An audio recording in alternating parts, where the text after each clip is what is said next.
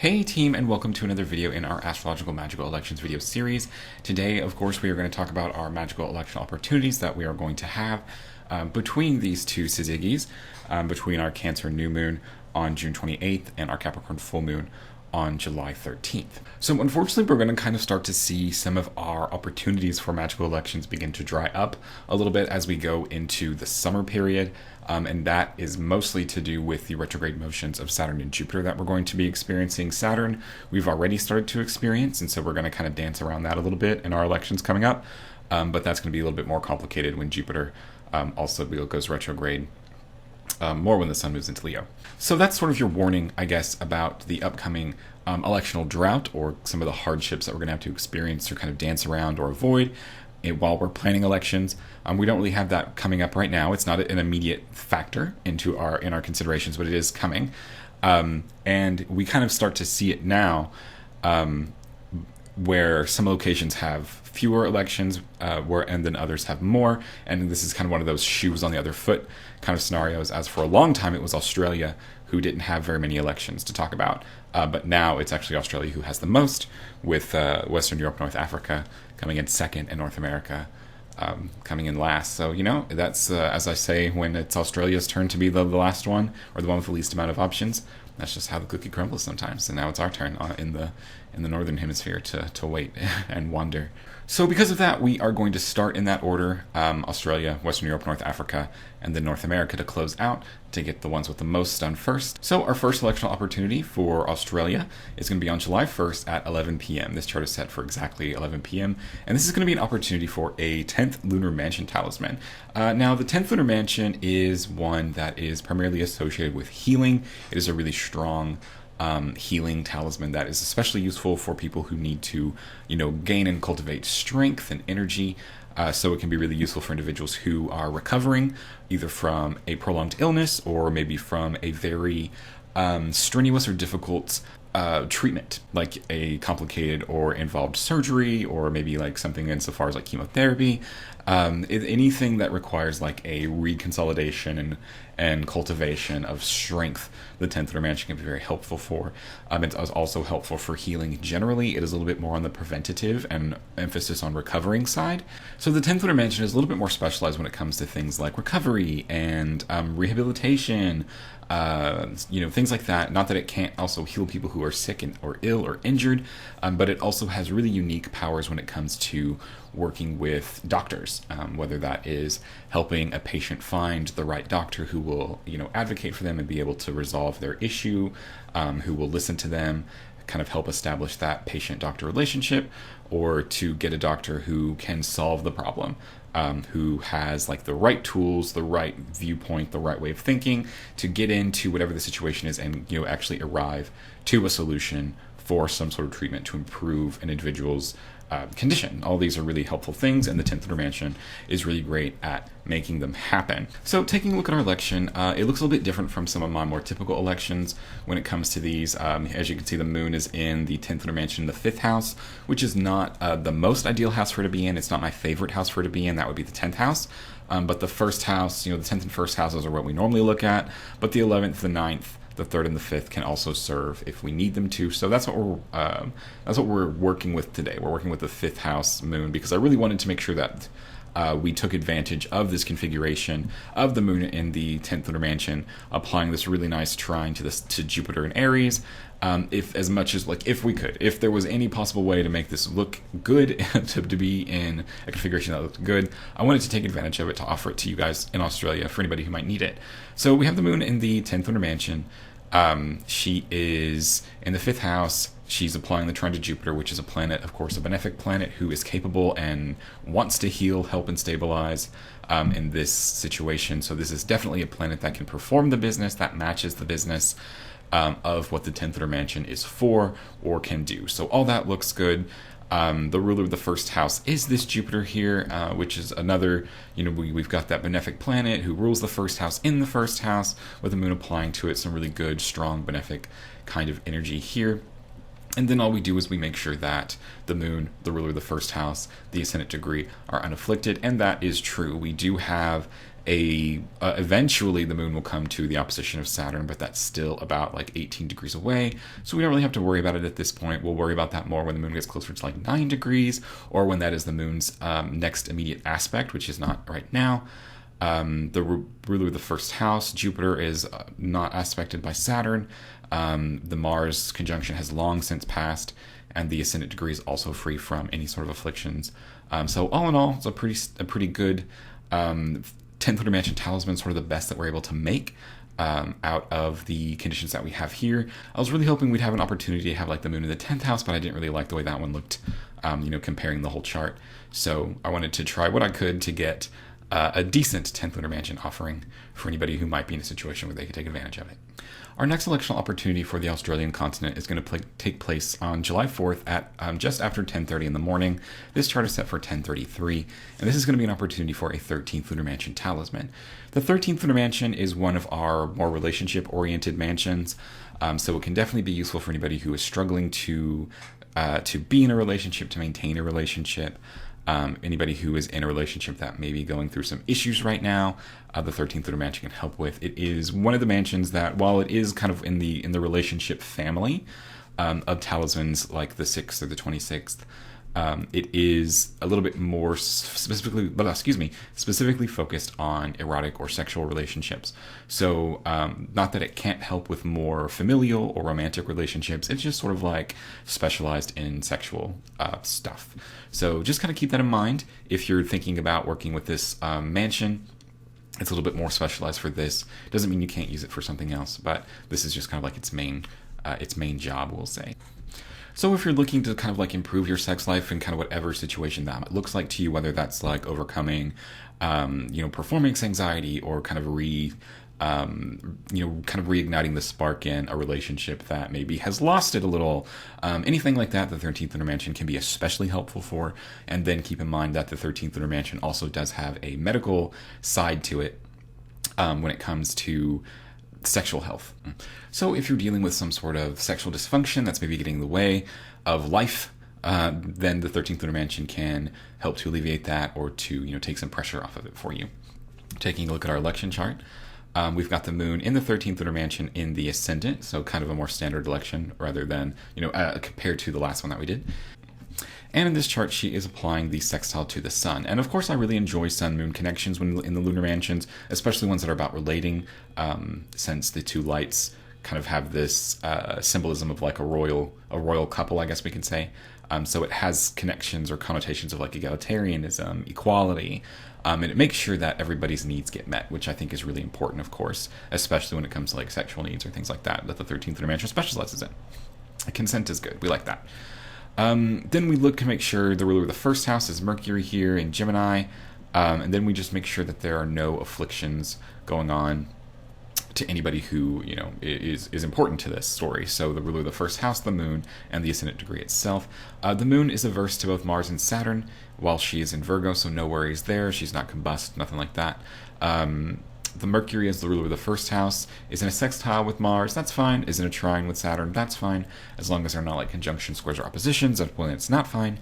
And then the ascendant degree itself is also not in an aspect with Mars or Saturn. I guess you could argue it's in kind of a wide trine with Mars, but again, as long as it's not like a difficult aspect or anything like that, there's not really much to worry about. So all in all, just a really great kind of more standard election than our last one was, to take advantage of a really nice sun-moon sextile that can really help to bring respect, honesty, and communication into a situation, to a relationship that might need it, or to help a new relationship start on a foundation built on those traits or principles. So definitely take advantage of this talisman if you aren't doing anything at 10:30 on a Monday. Our third electional opportunity for the Australian continent, I forgot where I was for a minute, is going to be on July 10th at 21:03. And this is going to be an opportunity for a 19th Lunar Mansion talisman. And this is kind of a fun situation. We're going to get to talk about both the 13th and the 19th Lunar Mansion in kind of the same video. They're very similar in a lot of ways. They are both talismans that have significance or resonance with sexual health, sexual problems. The 13th Lunar Mansion is a little bit more focused on male sexual health. The 19th a little bit more focused on female sexual health. So If you are, so that's kind of like their overlap, I guess we could say. They have a little bit more of overlap there. The 13th Lunar Mansion also has the half of it that's focused on relationships, particularly like the sexual kind, whereas the 19th Lunar Mansion doesn't have a relational aspect. It has more of like a protection, like a magical banishing side of it. So they're kind of like these interesting, they have this interesting overlap, but then kind of have their own lives separate from one another. The 13th Lunar Mansion kind of does sexual health and relationships. The 19th, spiritual protection and sexual health. So, there you go. Like, what else could you need? What more could a girl want other than like spiritual protection and sexual health? I can't think of anything else. So the 19th Lunar Mansion, because it has this connection with more female sexual health, it's also utilized for contraception or for pregnancy, your choice really. In a waxing moon, it would probably be more it would probably be more conception than it would be contraception. For that, we would look more to like the waning moon kind of a thing, and easing childbirth, making childbirth more easier. It's a difficult thing, childbirth. So anything that we can make it easier, and the 19th Lunar Mansion can help us to do that.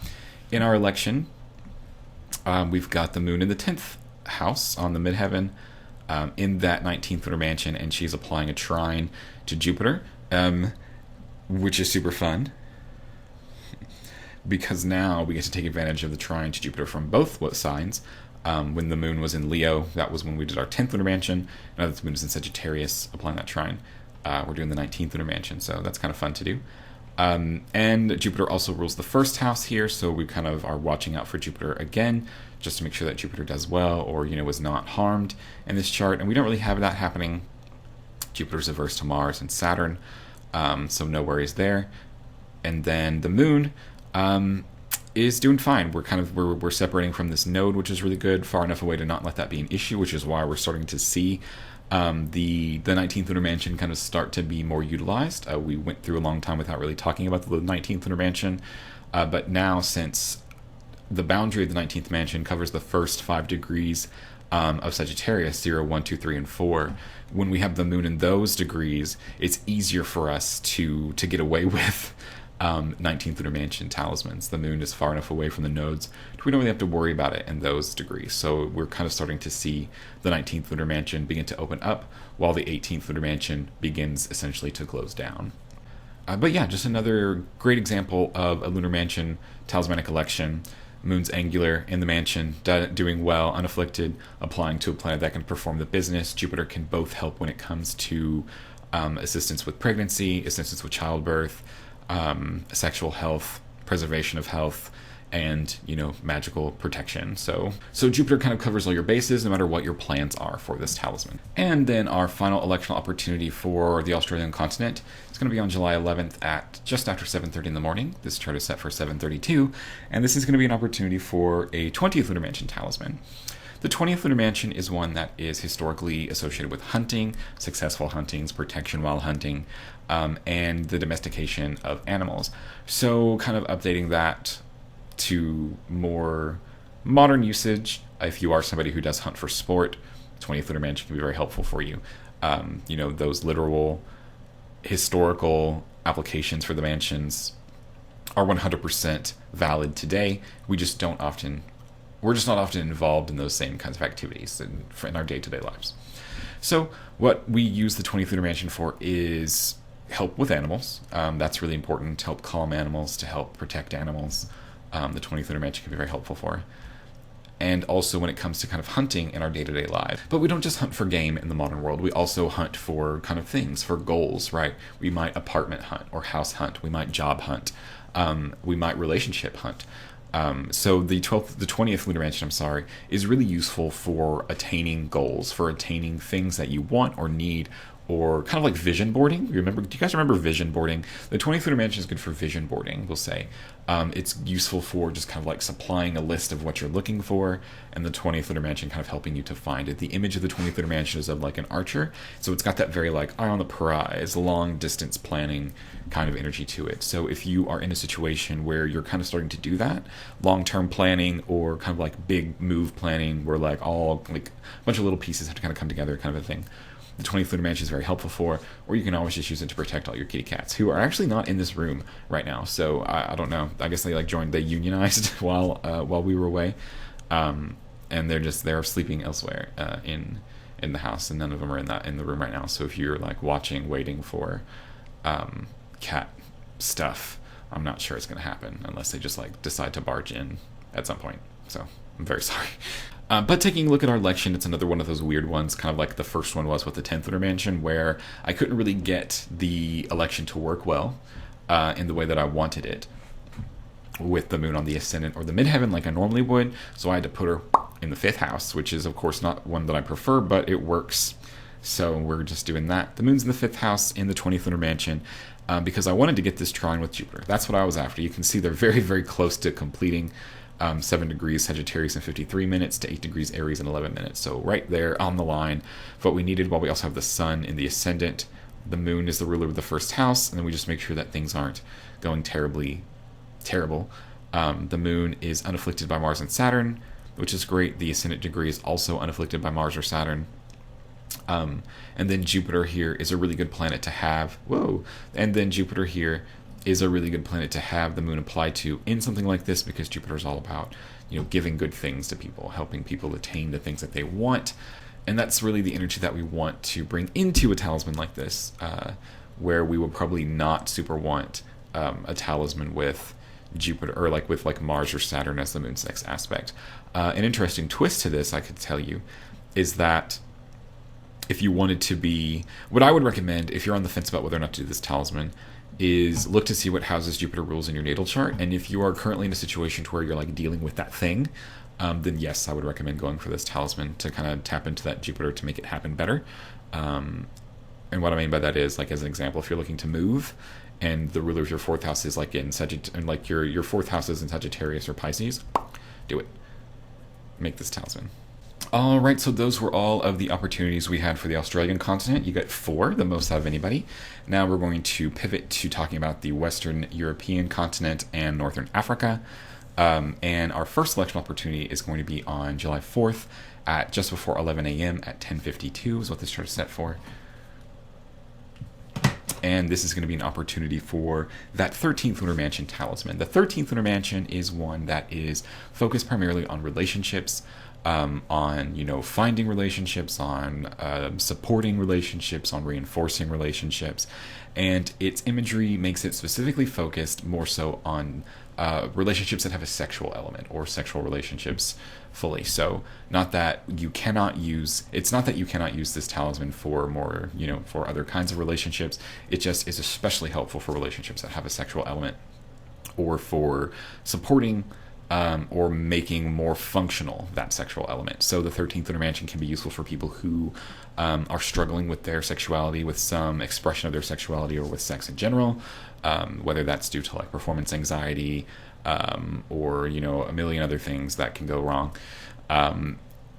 Or it can also be useful for people who are looking to reignite a sex life that has kind of fizzled out over time or whatever. Like, it happens, whatever.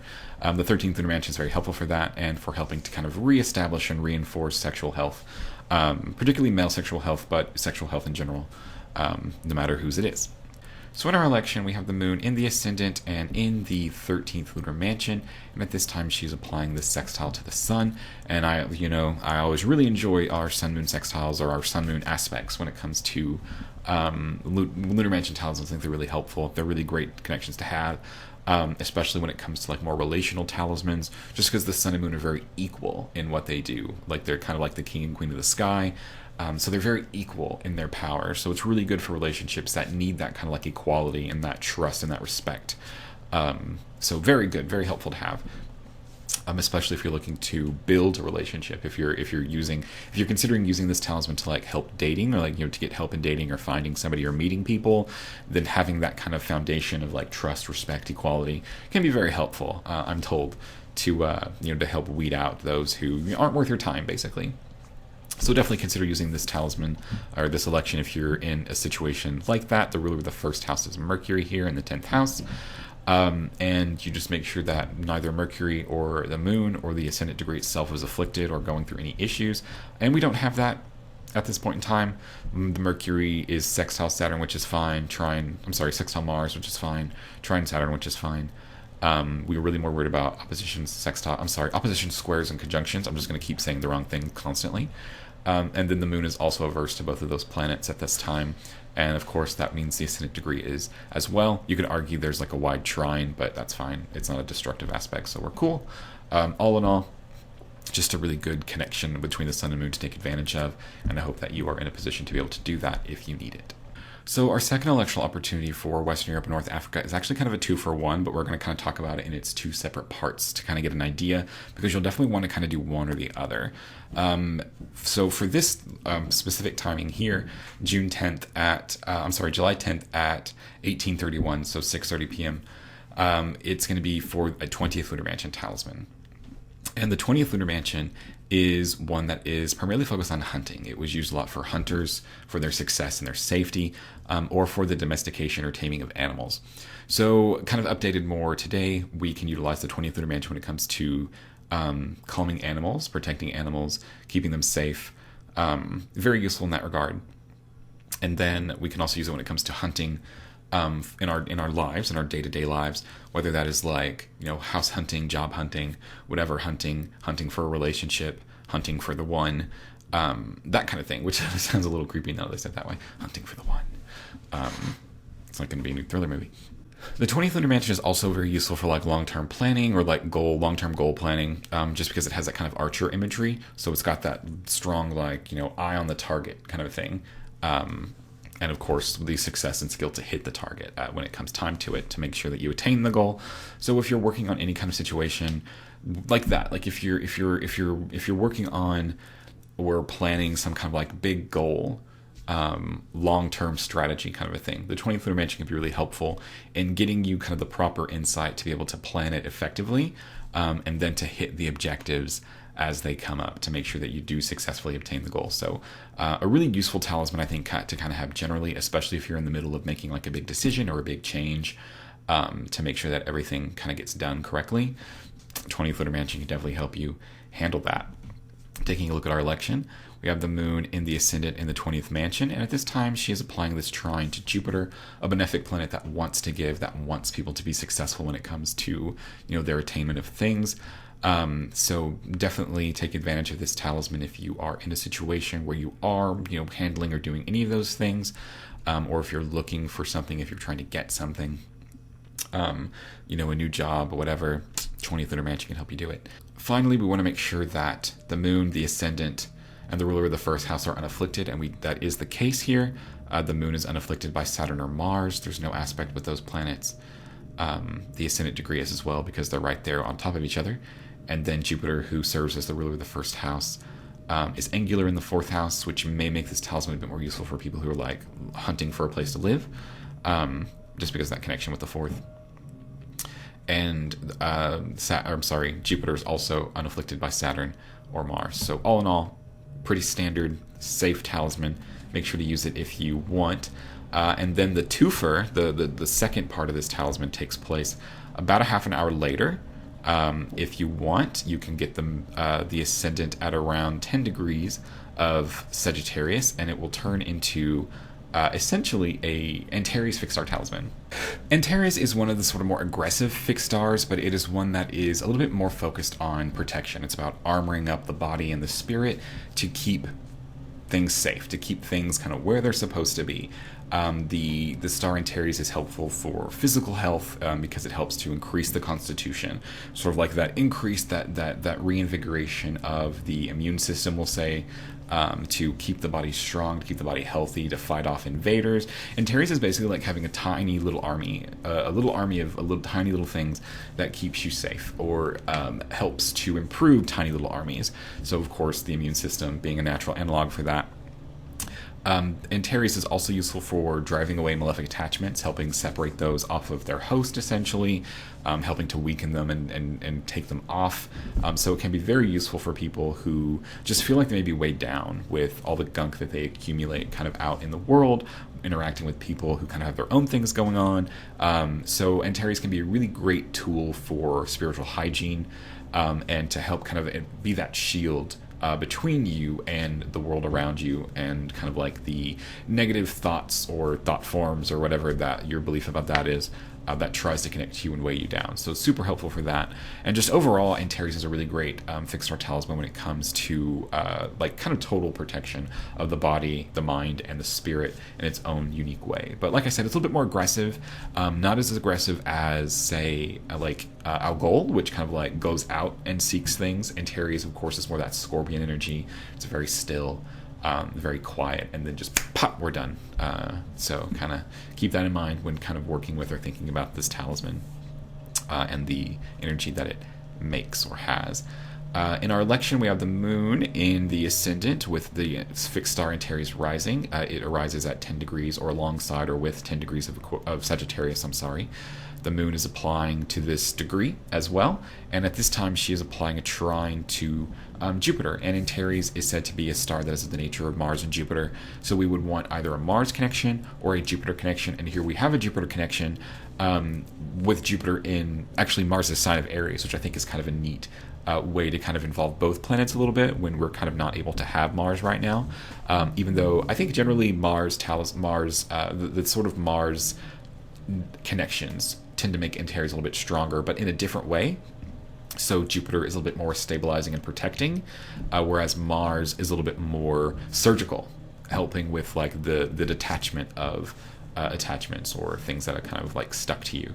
So Jupiter is a little bit more about building the shield, and Mars is a little bit more like the surgeon's knife, kind of cutting off things for you. And then, just kind of like you are always, you want to make sure that the ascendant, the moon, and the ruler of the first house are unafflicted, and we don't have involvements with Mars or Saturn in any of those, or with any of those, so we are good to go. So there you go. Go get you some birth wort and some sardonyx and knock yourself out.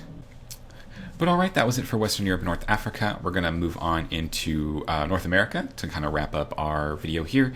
And our first selection opportunity for North America is going to be on the 1st of July at 1327, so right before 1 p.m. And this is going to be an opportunity for a 11th Lunar Mansion talisman, And the 11th Lunar Mansion is one that is primarily focused on like career goals, or like the accumulation of wealth, or getting honors from authority. It's just it's a mansion that I think is kind of uniquely situated or uniquely powered to help when it comes to career goals, career negotiations, things like that. Just because it combines that like getting somebody in authority to like you and also give you money, which is something that most people will interact with when it comes to their jobs and career. We're negotiating salaries, positions, benefits, things like that. The 11th Lunar Mansion is super helpful when it comes to those kinds of things. So make sure to take advantage of this talisman if you are in a situation where you want more out of your job. You know, who doesn't, right? So taking a look at our election, we've got the moon in the 11th mansion, conjoined the cusp of the 11th house, and here she's applying this sextile to Venus and Gemini. And I really like this connection, of course, with benefics as always, and the moon is actually in this chart uniquely situated because she is she's venerated, which is where she is caught between the aspects of the benefic planets. So the moon is separating this trine from Jupiter and is applying the sextile to Venus. So a really, really nice configuration to be able to take advantage of. So definitely consider making this talisman just based on that alone, honestly. But you also have the sun in the 10th house, which is just a really cool marker of like eminence and, you know, success and honors and things like that. So definitely take advantage of this. And then the ruler of the first house is Venus here. So we want to make sure, hold on, let me click some stuff off. We want to make sure that our ruler of the first house and our moon are well placed, as well as our ascendant degree. And that is the case here. Of course, we do have the Saturn opposition, which is about 18-ish degrees away, so not super close to worry about yet. We'll start to worry about it more about 9 degrees. And then the Saturn, we've separated far enough from the Mars square to not have to worry about it. So we've kind of got this interesting situation where it's like the Mars square was way back here, the Saturn opposition is way up here, but the moon right now is in this really comfy spot between Venus and Jupiter. So this kind of oasis between this like desert of pain, I guess we'll say, to really take advantage of and utilize as best as we can. Venus at the same time is also unafflicted by Mars or Saturn, kind of applying this sextile, I guess, to Mars, but that's fine. The ascendant degree just has this opposition with Jupiter, but oppositions with Jupiter aren't anything terrible to worry about. So All in all, it's a really good talisman collection with some really neat configurations that we don't get a lot. It's not very often that we get talismans with venerated moons. So yeah, take advantage of it if you want to. I would even argue that the ascendant is venerated too, which is a thing that I am going to say is possible now to sell you guys on this election, even though I'm not sure I would generally say that it's a thing. But we do have the ascendant between the opposition of Jupiter and the trine to Venus. So what else do you need? How much more convincing do you need from me? And then our final election for North America and for this video, aside from one other thing I want to talk to you guys about, is going to be on July 4th at 6:30 in the morning. And this is going to be that option for that 13th Lunar Mansion talisman. Who doesn't need a talisman for relationships during, on Independence Day in America? What a weird, what a thing. What a fun irony that the universe has provided for us today. The 13th Lunar Mansion, like I alluded to, is a mansion that is sort of within the relationship family. Or talismans or mansions that are useful when it comes to helping relationships, helping repair relationships, fix relationships, foster relationships, find relationships, blah, blah, blah. If it's about relationships and making them better, the 13th Lunar Mansion can help you to do that. It is a little bit more prepared to handle working with relationships that have a sexual element to them. Not that it can't help with any and all relationships, but just specifically is helpful for those kinds of relationships as well. It also takes advantage of that kind of sexual imagery that's incorporated in the mansion and can be utilized for sexual health, for helping to alleviate sexual dysfunctions, anything like that. So the 13th Lunar Mansion can generally be a very helpful talisman for people who are looking to connect with people, to make a new relationship, or to help foster a long-standing relationship, or to kind of help put that spark back into a relationship that maybe has fizzled out over time. 13th Lunar Mansion, super awesome, especially with the sexual health aspect of it, to keep everybody healthy, safe, fun, and clean. Looking at our election here, we have the moon in the 3rd house. Again, another kind of non-standard or non-ideal house, I usually say. Typically, I just want the 1st and the 10th houses. The moon there is fine. But if I can't get her there, then I'll look for the 11th, 9th, the 3rd, or the 5th. And the other houses are basically off the table, but that's about half of them, so it's fine. It usually gives you a lot of room to work with anyway. But so the third house is useful because it's the house of the moon's joy in that scheme. So not a super terrible house. It's a rising house. The only thing that's not going for it really is that it's cadent, but it's fine. And at this time, the moon is applying that really close sextile with the sun. And of course, I really enjoy sun-moon aspects in Lunar Mansion charts. I've said it a billion times, but especially because the sun and moon are kind of like equal partners in the celestial hierarchy. They're sort of on the same kind of social status compared to, the other planets or other pairs of planets. That I think it just is really useful, especially for people who are looking for relationships that need that sense of that foundation of trust and respect and inequality and egalitarianism and things like that. So I definitely think, especially when it comes to marriages, I think having sun-moon connections in relationship talismans can be very helpful for helping to deal with. What a weird way to say that. For helping to improve or foster or reignite a marriage or some other form of a long-term committed relationship. Really good energy to bring to the table, we'll say. The moon is also the ruler of the 1st house, so she's the only planet that we really have to look to make sure that it's doing well, aside from the ascendant degree, and that is happening. The moon is well placed. She's not averse, I guess, but she's long separated the opposition to Saturn. Don't have to worry about another conflict with Mars until we get into Libra, so we're safe from that planet. And the ascendant degree is also far enough away to not have to worry about that square to Mars. It's just a good kind of standard safe election to work with for anybody who may need sort of a relationship boost, or help dealing with some sort of sexual problem. 13th Lunar Mansion can help you do it. So those were all the elections I really wanted to talk with you about. But I had another thing that I wanted to talk about because it was an election that I kind of started to offer, but then I pulled back from because I was really unsure of how to answer a specific question or how I felt about it. And because I was unsure, it was easier just to err on the side of caution. But you guys are adults and you guys can come to your own decisions about these things. So I wanted to share this with you and kind of give some thoughts on it. And then be knock yourself out or not. So this chart was going to be an election for a Procyon fixed star talisman, but I had some concerns with it, I guess, in that when we're doing fixed star talismans, of course, we want the moon to apply to a planet that's of the nature of that planet. And here the moon is applying a square to Mars, Mars being one of the planets that's of the nature of Procyon, the other one is Mercury. So the moon applies to Mars with Procyon on the ascendant and the moon applying to the degree of Procyon. So everything that we want is there. But my concern was not so much the moon square to Mars. I think that's fine, because while a square aspect to the planet that's of the nature of that star is a little bit less ideal than, say, the trine or the sextile, it's still a connection. It can still work. It's not trashed here like the oppositions are. So it can still work. It's it's a Mars square, and that's not awesome in most cases.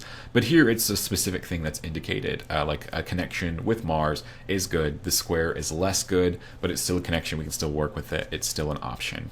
It's not like an immediate red flag. It's not an immediate, deal breaker. What could be more of a deal breaker is that we want the ascendant to be protected too.